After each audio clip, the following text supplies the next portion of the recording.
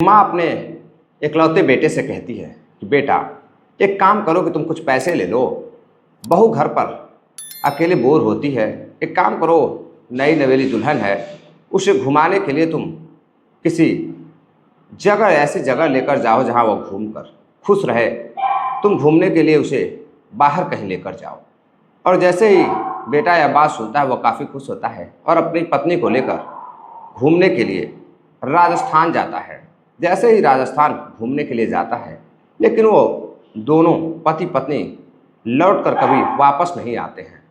दरअसल उन्हें यह पता नहीं था कि यह उनका आखिरी सफ़र साबित होगा। आखिर ऐसा क्या होता है? साथियों, उन दोनों लोगों का बेरहमी से पति पत्नी का कत्ल हो जाता है।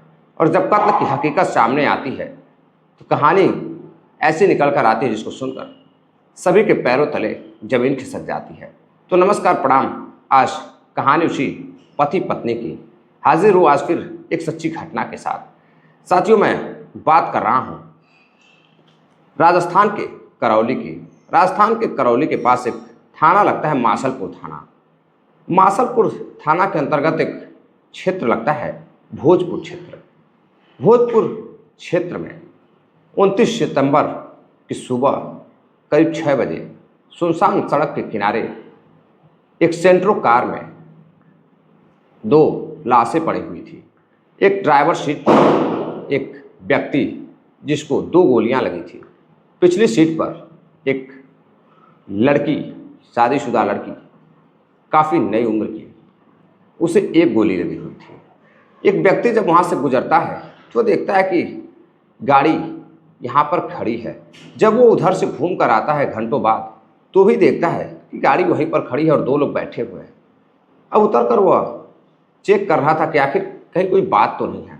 जैसे ही वह चेक करने जाता है, देखता है कि एक लड़का और एक लड़की, शादीशुदा दोनों व्यक्ति, ड्राइवर सीट पर एक लड़का बैठा हुआ है जिसे 2 गोली लगी हुई है और लड़की पीछे बैठी हुई है जिसे 1 गोली लगी हुई है। अब इधर फ़ौरन ही वह मौका वारदात पर मासलपुर थाना में फ़ोन करता है और फ़ोन कर पुलिस को बुलाता है। मौका वारदात पर पुलिस पहुंचती है और पहुंचने के बाद साथियों जांच पड़ताल शुरू करती है।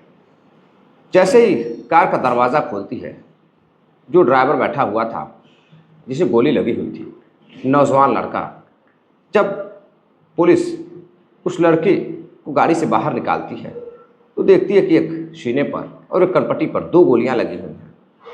पिछली सीट पर पुलिस दरवाज़ा खोलती है पिछली सीट की, तो उस महिला को निकालती है और बिल्कुल नई नवेली महिला, शादीशुदा, हाथ में पूजा के सामान नीचे गिरे हुए थे, कुछ हाथों में थे। बाहर निकालने के बाद पुलिस ये अंदाज़ा लगाती है कि हो न हो यह रात कत्ल इस दोनों का रात में किया गया था। आखिर इस सुनसान सड़क पर इनका कातिल कौन था, इनका कत्ल क्यों किया गया था? अब पुलिस गाड़ी के नंबर से उनका एड्रेस निकालती है। एड्रेस निकालने के बाद उन्हें फ़ोन कर जानकारी देती है कि यह जिसकी कार है, उस कार में एक लड़का और लड़की की लाश मिली है जिन्हें गोलियां लगी हुई हैं। उनका बेरहमी से किसी ने कत्ल कर दिया है। साथियों, वह कार उस लड़के के मामा की रहती है। अब मामा फ़ौरन ही पुलिस को बताता है कि वह जो लड़का है, उस लड़के का नाम विकास है जिसकी उम्र 22 साल है, और जो लड़की है उसका नाम दीक्षा है जिसकी उम्र 18 साल है, और दोनों ही उत्तर प्रदेश के आगरा के एक क्षेत्र के रहने वाले हैं। अब इधर जैसे ही यह सारी हकीकत पुलिस को पता चलती है कि आगरा के टिरावली क्षेत्र के ये दोनों रहने वाले हैं और यहाँ पर घूमने के लिए आए हुए थे। अब पुलिस के पास वहाँ कुछ सबूत मिलते हैं, जैसे फूल माला वगैरह और कुछ नारियल वगैरह। तो इससे पता चल रहा था कि इस रास्ते पर आगे जाकर एक माता का, कैला देवी का मंदिर है। शायद ये दोनों वहीं दर्शन करने के लिए गए थे। अब पुलिस ये समझ चुकी थी बॉडी की हालत देखकर कि इन दोनों का कत्ल किसी ने काफ़ी नज़दीक से किया है, यानी कि कोई ना कोई जानकार ही था। अब पुलिस को यह शक होता है कि कहीं ना कहीं जब महिला की लाश पीछे मिली है, यानी पिछली सीट पर गोली मारी गई है, और आगे ड्राइवर यानी कि पति विकास बैठा हुआ था और पीछे पत्नी दीक्षा बैठी हुई थी, तो कोई तीसरा व्यक्ति ज़रूर था जो सामने यानी कि आगे की सीट पर, फ्रंट वाली सीट पर ड्राइवर के बगल में बैठा था। अब पुलिस उसकी जांच पड़ताल करने के लिए कैला देवी मंदिर जाती है। वहां जाने के बाद सीसीटीवी फुटेज खंगालती है।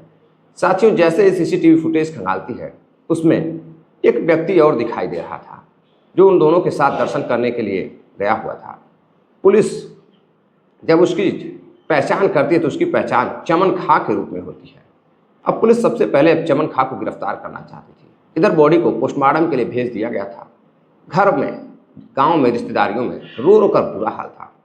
साथियों, जब चमन खां को पुलिस गिरफ्तार करती है और चमन खां से जब बातचीत करती है तो चमन खां कहता है कि वह रास्ते से ही बस द्वारा घर आ गया था। वो दोनों अकेले आ रहे थे और जब पुलिस अपने तरीके से पूछताछ करती है कि भाई तुम साथ गए थे, तुम ड्राइवर थे, तो फिर गाड़ी क्यों नहीं चला रहे थे, तुम घर क्यों आ गए, तुम बस से क्यों आ गए, तरह तरह की जब पूछताछ पुलिस करती है तो वो फंस जाता है और फिर एक ऐसी कहानी बताता है जिसको सुनकर पुलिस भी सन्न रह जाती है, पुलिस के भी होश उड़ जाते हैं। दरअसल साथियों, उत्तर प्रदेश आगरा के किरावली क्षेत्र का रहने वाला विकास, उम्र 22 साल, बेहद ही हैंडसम लड़का, अपने गांव के ही एक कॉलेज से पढ़ाई कर रहा था। पढ़ाई के दौरान गांव की ही एक खूबसूरत लड़की दीक्षा उसी के कॉलेज में पढ़ाई लिखाई करती थी। दोनों साथ पढ़ते थे। इधर पढ़ाई लिखाई करते समय अब गांव की बात थी, दोनों की दोस्ती काफ़ी गहरी हो चुकी थी। इधर एक दिन दीक्षा को एक लड़का कमेंट करता है तो विकास उस लड़के को समझाता है, लेकिन लड़का समझता नहीं है। तो विकास एक दिन फिर उसकी पिटाई कर देता है। अब यह देखकर दीक्षा काफ़ी आकर्षित होती है और विकास को अपना दिल दे बैठती है, काफ़ी पसंद करने लगती है, चाहने लगती है। अब इधर चाहत इतनी बेशुमार हो जाती है, बढ़ने लगती है कि विकास भी अब उसे पसंद करने लगता है। अब विकास और दीक्षा एक दूसरे को चाहने लगते हैं। अब इधर गांव में छुप छुप कर दोनों एक दूसरे से मिलने लगते हैं। फ़ोन पर बातें भी होने लगती हैं। अब रात रात को घंटों घंटों बातें होती। विकास जब घर से फ़ोन लेकर निकलता था सुबह 7 बजे, तो अब शाम 6 बजे, 12 बजे रात तक घर से बाहर रहता था और घूम घूम कर उसी लड़की से बातें करता था। इधर गांव की लड़कियों को भी पता चल चुका था कि दीक्षा का अफेयर गांव के ही विकास से चल रहा है। गांव के लड़कों को भी पता चल चुका था कि विकास का अफेयर गांव की ही लड़की से चल रहा है। अब इधर छुप छुप के बागीचे में तो कहीं किसी स्कूल के पीछे दोनों मिला करते थे। कई बार गांव वालों ने देखा भी था। अब दोनों ही परिवार के लोगों को ऐसा लग रहा था कि अब यह अति हो रही है। अब दीक्षा के घर वाले दीक्षा को समझाने की कोशिश करते, विकास के घर वाले विकास को समझाने की कोशिश करते कि घर गांव की बात है, तुम दोनों एक दूसरे से इस तरह से क्यों मिलते हो, छोड़ दो, गांव की बात है, सम्मान की बात है, इज्जत की बात है। लेकिन दोनों समझने को तैयार नहीं थे। अब इधर जब समझने को तैयार नहीं थे, गांव में काफ़ी बेइज्जती हो रही थी। तो जो विकास की माँ रहती है और दीक्षा के घर वाले मिलकर दोनों की शादी करा देते हैं। जब दोनों की शादी हो जाती है, दोनों शादी कर लेते हैं, तो शादी करने के बाद अब विकास अपनी प्रेमिका दीक्षा को लेकर अपने ही घर रहने लगता है। धीरे धीरे समय बीतता गया।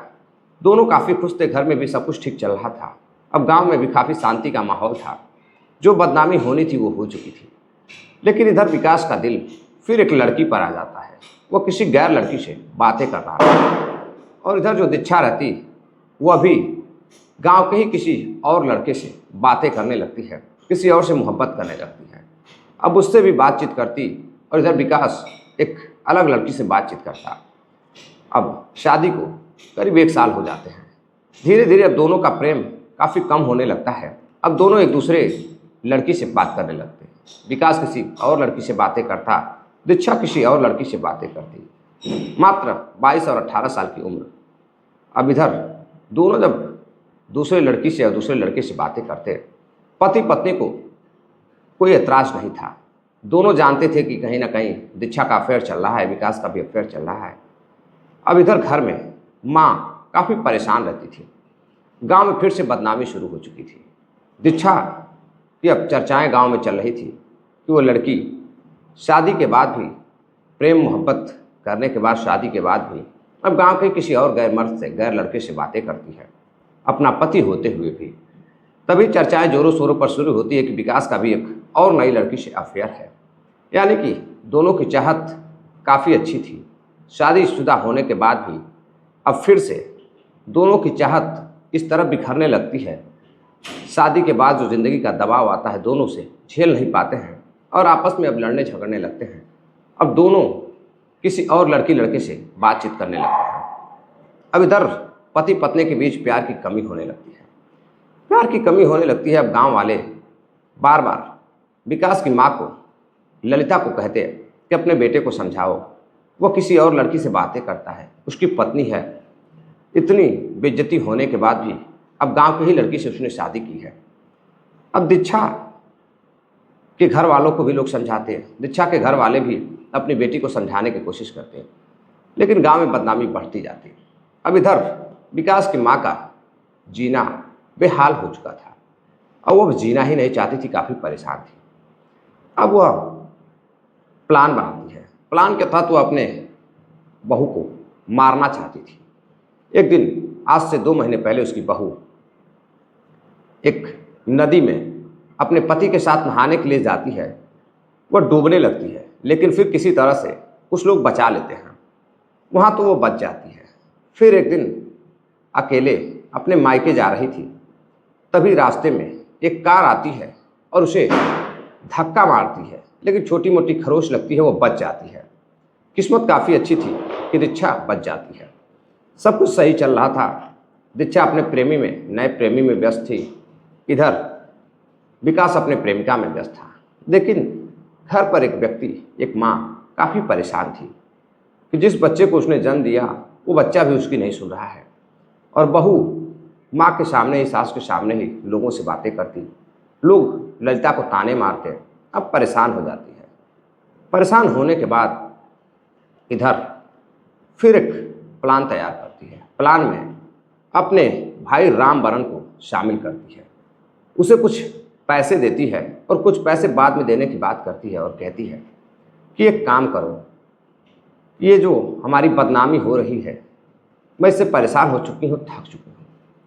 तुम्हें ये काम करना है, काम ऐसा करना है कि किसी को पता न चले, मामला एक्सीडेंटल होना चाहिए। लेकिन जब कई बार उसका भाई कार से एक्सीडेंट करने की कोशिश करता तो दोनों बच जाते हैं। बहू भी बच जाती, बेटा भी बच जाता। लेकिन माँ चाहती थी कि सिर्फ उसकी बहू का कत्ल कर दिया जाए ताकि उसका बेटा जिंदा रहे, तो बाद में शायद वो सुधर जाए और किसी को कुछ पता न चले। अब इधर बदनामी से परेशान होकर उसका मामा भी रामबरन अब प्लान बनाता है। प्लान के तहत अपनी बहन ललिता से कहता है कि एक काम करो, अपने बेटे और बहू को कुछ पैसे दे दो, और पैसे देने के बाद उसे कह दो कि वो घूमने जाएं। दोनों को पैसे देती है, बात घूमने की होती है। अब आगरा से करौली राजस्थान जाना था कैला देवी के दर्शन के लिए, लेकिन वो ट्रेन से जाना चाहते थे। तभी उसका मामा अपनी कार लेकर और अपना ड्राइवर लेकर आ जाता है और कहता है कि एक काम करो कि मेरे ड्राइवर को तुम साथ ले जाओ, कार भी ले जाओ, टैंक भी फुल है, तेल की आवश्यकता होगी तो डलवा लेना। मामा अपने भांजे विकास को अपनी पत्नी और को ड्राइवर के साथ जाने के लिए भेज देता है। अब दोनों 29 सितंबर को घर से कैला देवी के दर्शन के लिए निकलते हैं, लेकिन वापस नहीं आते हैं। तभी वहाँ से दर्शन कर मंदिर से जो व्यक्ति रहता है ड्राइवर चमन खा के साथ, वो रास्ते में आ रहे थे।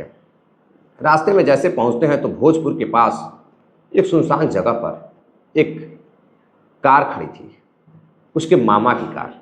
उसने रास्ते में कार को आते हुए अपनी कार को देखा, सेंट्रो कार को, तो वह चमन को कार रोकने के लिए कहता है। चमन कार को रोकता है। जैसे ही चमन कार को रोकता है तो प्लान के मुताबिक चमन साइड वाली सीट पर बैठ जाता है और विकास को गाड़ी चलाने के लिए कहता है। लेकिन फिर उसका मामा के दिमाग में कुछ आता है। वो कहता है काम करो, कार रोको, अभी कुछ काम है, मैं भी इधर से जा रहा हूँ, साथ चलेंगे। बातचीत होती है। तभी उसका मामा चमन खा को एक हथियार निकाल कर देता है और कहता है कि तुम फटाफट विकास का कत्ल कर दो। जैसे ही चमन खा विकास का कत्ल करने के लिए जाता है, वैसे उसका मामा कहता है कि पहले उसकी पत्नी को मार दो। चमन खां फौरन ही उसकी पत्नी को एक गोली मारता है। पत्नी उसकी भागने की कोशिश करती लेकिन भाग नहीं पाती है। मारने के बाद उसी में उसकी बॉडी को छोड़ देते हैं। इधर विकास झगड़ा करने लगता है, मामा ये सब क्या कर रहे हो, वो मेरी पत्नी है। तभी उसका मामा बताता है कि मारने की प्लानिंग किसी और की नहीं है, जो तुम लोग कर रहे हो इससे तुम्हारी माँ काफ़ी परेशान है। तुम्हारी माँ ने ही मुझे सुपारी दी है। और विकास को भी पकड़कर वो भाग ना सके, चमन खां 2 गोलियां मारता है और फिर उसे अगली सीट पर बैठा देता है, ड्राइवर सीट पर, और वहाँ से सब फरार हो जाते हैं। पुलिस को सीसीटीवी फुटेज की मदद से उसका नौकर चमन खां दिखाई देता है साथ में। उसे गिरफ्तार करने के बाद सब कुछ सामने आता है। चमन खां और उसके मामा रामबरन को और उसकी माँ ललिता को जब पुलिस गिरफ्तार करती है, माँ से पूछताछ करती है कि ऐसी क्या वजह थी कि आपने इस तरह का कदम उठाया। आप उसे घर से बाहर शहर भी भेज सकती थी, उसे छोड़ भी सकती थी। कत्ल करने की वजह कुछ समझ में नहीं आई। माँ कहती है कि मैं बदनामियों से परेशान हो चुकी थी। जब भी मैं किसी के घर जाती थी, रिश्तेदारियों में जाती थी, तो लोग मुझे ताने मारते थे, तुम अपने बेटे को संभाल नहीं सकती हो, तुम्हारा बेटा गांव की ही लड़की से शादी किया है और शादी करने के बाद भी लोग और भी लड़कियों से मुंह मारा फिर रहा है और तुम्हारी बहू भी तुम्हारे कंट्रोल में नहीं है। अब परेशान होकर मैं बदनामियों से काफ़ी चिंतित थी। इस वजह से मैंने अपने भाई के साथ मिलकर यह कदम उठाया। उधर एक माँ अपने बहू और अपने बेटे के इश्क के चक्कर में अपने बेटे और बहू को भी खो देती है और उधर खुद भी अपने ही बेटे और बहू का कातिल बन जाती है और साथियों अंततः उसे जेल हो जाती है। अब जब यह कहानी आगरा गांव के उस करौली किरावली गांव में सोशल मीडिया के माध्यम से, न्यूज़ मीडिया के माध्यम से जब कहानी पहुंचती है, खबर पहुंचती है, लोग सुनते हैं तो काफ़ी हैरान रहते हैं कि एक माँ अपनी बेइज्जती के लिए अपने ही बच्चों का कत्ल कर देती है, जिसको 9 महीने कोख में उसने पाला, उसको बड़ा किया। लेकिन इसमें एक सवाल भी है कि आखिर कोई करता भी तो क्या करता। यह सवाल मैं आप पर छोड़ता हूँ, इसका जवाब आपको देना है कि आखिर उस माँ ने सही किया या फिर गलत किया। कानून तो अपना काम करेगा ही। तो साथियों, ये थी पूरी कहानी। इस घटनाक्रम को सुनाने का उद्देश्य आपको जागरूक करना है, किसी को हैरान करना या परेशान करना नहीं है। कहते हैं बुरे काम का बुरा नतीजा होता है, ना मानो तो करके देखो। साथियों, मिलते हैं एक और नई कहानी के साथ। तब तक के लिए अपना प्यार दीजिएगा, वीडियो को शेयर करिएगा, लाइक करिएगा। दिवाली का माहौल चल रहा है, संभल कर पटाखे जलाइएगा। जय हिंद, नमस्कार।